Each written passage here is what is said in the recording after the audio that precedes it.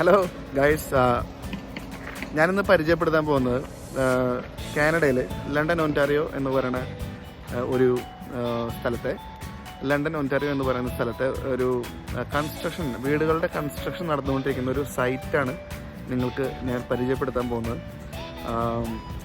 നമ്മൾ ഒരു ലണ്ടനിൽ മാത്രമല്ല, പൊതുവെ ഒൻറ്റാറിയോ അല്ലെങ്കിൽ കാനഡയിൽ നമ്മൾ വീട് വാങ്ങുന്നത് രണ്ട് ഓപ്ഷനാണുള്ളത്. ഒന്നുകിൽ നമുക്ക് പണിത വീട് നമുക്ക് മേടിക്കാം, ഓണറുടെ കയ്യിൽ നിന്ന് മേടിക്കാം. അല്ലാതെ നമുക്കിവിടെ വീട് പണിത് മേടിക്കാം, നമുക്ക് പുതിയ വീട് പണിത് മേടിക്കാം. ഇപ്പം ഞാൻ നിങ്ങൾക്ക് പരിചയപ്പെടുത്താൻ പോകുന്ന ഒരു ടൗൺഷിപ്പ് എന്ന് പറയുന്നത് ലണ്ടൻ ഒൻറ്റാറിയോയിലത്തെ കിൽവർത്ത് എന്ന് പറയുന്ന ഒരു സ്ഥലത്തുള്ള ഒരു ടൗൺഷിപ്പും ഒരു പുതിയ ടൗൺഷിപ്പ് വരുന്നതാണ്. അവിടെ ഒരുപാട് വീടുകളുടെ കൺസ്ട്രക്ഷൻ ഇപ്പോൾ നടന്നുകൊണ്ടിരിക്കുകയാണ്. ഈ ഒരു ഏരിയയാണ് നിങ്ങൾക്ക് പരിചയപ്പെടുത്താൻ പോകുന്നത്. ഇവിടെ എങ്ങനെയാണ് ഇതിൻ്റെ കൺസ്ട്രക്ഷൻ നടക്കുന്നത്, അങ്ങനെയുള്ള ചെറിയൊരു ഐഡിയ നിങ്ങൾക്ക് ഈ വീഡിയോ കണ്ടാൽ കിട്ടും. നമ്മളിപ്പോൾ കാണുന്നത് കിൽവർത്തിലെ ഡാവൻട്രി ലെയിനിലെ വീടുകളാണ്. വീടുകളുടെ കൺസ്ട്രക്ഷൻ്റെ സ്റ്റേജ് ഡിഫറൻ്റ് ആണ്.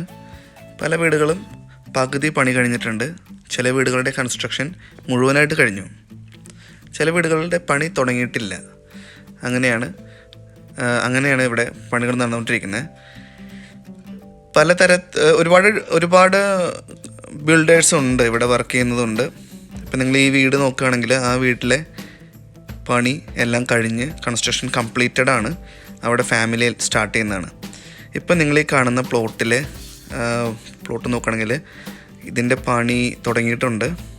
ഈ പ്ലോട്ട് നമ്മൾ മേടിച്ചിട്ടുള്ള പ്ലോട്ടാണ്. ഇതിൻ്റെ ബേസ്മെൻറ്റിൻ്റെ കോൺക്രീറ്റ് വർക്ക് കഴിഞ്ഞ് നിൽക്കുകയാണ്. ഇനി ഇതിൻ്റെ മേജർ വർക്ക്സ് നടക്കാനുണ്ട്. ഈ വീട് പണി കഴിഞ്ഞ് നമ്മുടെ കയ്യിലേക്ക് കിട്ടുന്നത് ജനുവരിയിലാണെന്നാണ് പ്രതീക്ഷിക്കുന്നത്. എൻ്റെ ഡ്രീം ഹോമാണത്. ഇപ്പുറത്തേക്ക് നോക്കുകയാണെങ്കിൽ ഒരുപാട് ലാൻഡ്സ്കേപ്പ് ഉണ്ട്. എല്ലാ പ്ലോട്ടുകളും സോൾഡാണ്. പ്ലോട്ടുകളുടെ നമ്പറുകളൊക്കെ ഇട്ടിട്ടുണ്ട്.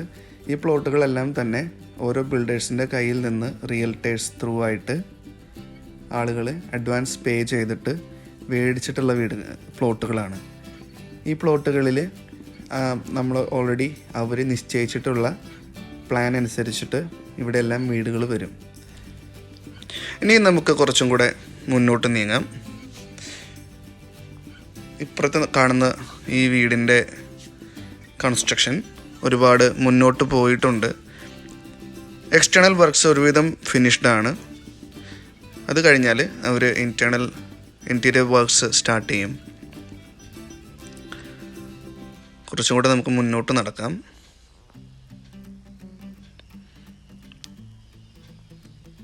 ഒരുപാട് ഡിഫറെൻറ്റ് ടൈപ്സ് ഓഫ് കൺസ്ട്രക്ഷൻ വെഹിക്കിൾസും പിന്നെ അതിൻ്റെ മെറ്റീരിയൽസ് അതെല്ലാമാണ് നമ്മളിവിടെ കാണുന്നത്. ഇപ്പം നിങ്ങൾ ഈ ഒരു പ്ലോട്ട് അവർ ഡിഗ് ചെയ്തിട്ടുണ്ട്.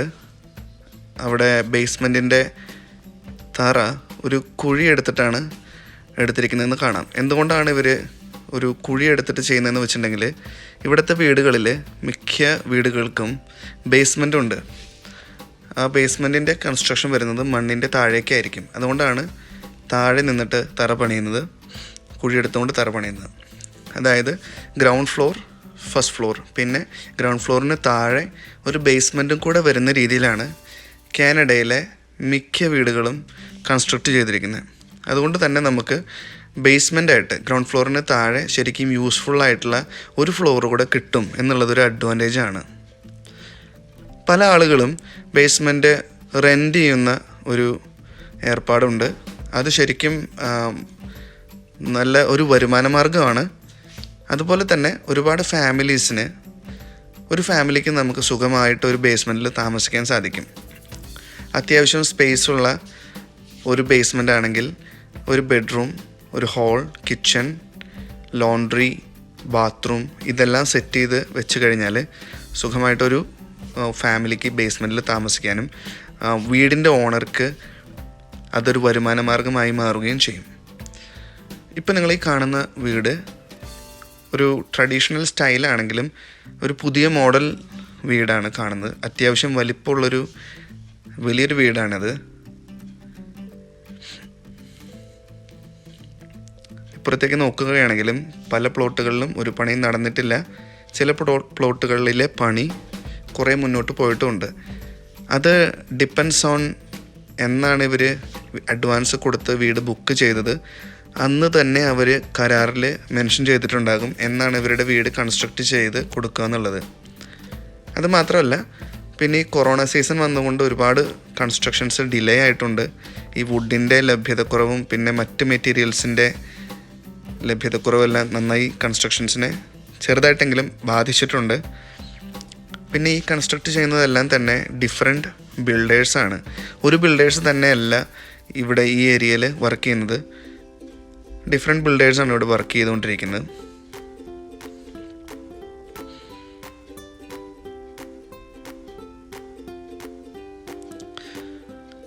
ഇന്നത്തെ ഇവിടുത്തെ ടെമ്പറേച്ചർ 4 ഡിഗ്രി സെൽഷ്യസ് ആണ്. ശരിക്കും വിൻ്റർ ആയിട്ടില്ല, വിൻ്ററിലേക്ക് കടക്കുന്നതേ ഉള്ളൂ. ഒക്ടോബർ മാസത്തിൻ്റെ ഒരു പകുതിയെല്ലാം കഴിഞ്ഞിപ്പോൾ നവംബറിലേക്ക് കടക്കുകയാണ് നമ്മൾ. ഇത് 28 ഒക്ടോബറാണ്. ശരിക്കും നവംബർ മാസം തൊട്ട് അത്യാവശ്യം നല്ല രീതിയിൽ തണുപ്പ് തുടങ്ങും. നവംബർ ഒരു മിഡിലൊക്കെ കഴിയുന്നതോടുകൂടി സ്നോ ഉണ്ടാവാൻ സാധ്യതയുണ്ട്. ഇന്ന് 4 ഡിഗ്രി സെൽഷ്യസ് ആണ്, പക്ഷേ ഇന്ന് നല്ല തണുപ്പുണ്ട് പുറത്ത് നടക്കാനായിട്ട്.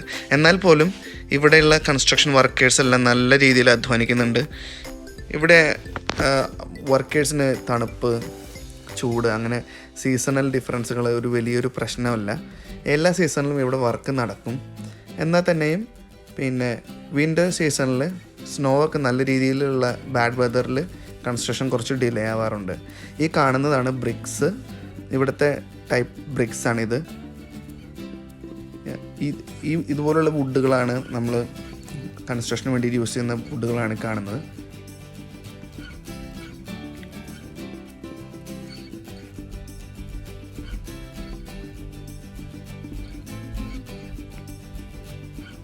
നമ്മുടെ നാട്ടിലെ പോലെയല്ല ഈ വർക്കേഴ്സിൻ്റെ വേജസ് എല്ലാം ഹൈ വേജസ് ആണ്. എത്രയാണെന്ന് എനിക്ക് കൃത്യമായിട്ട് അറിയില്ല.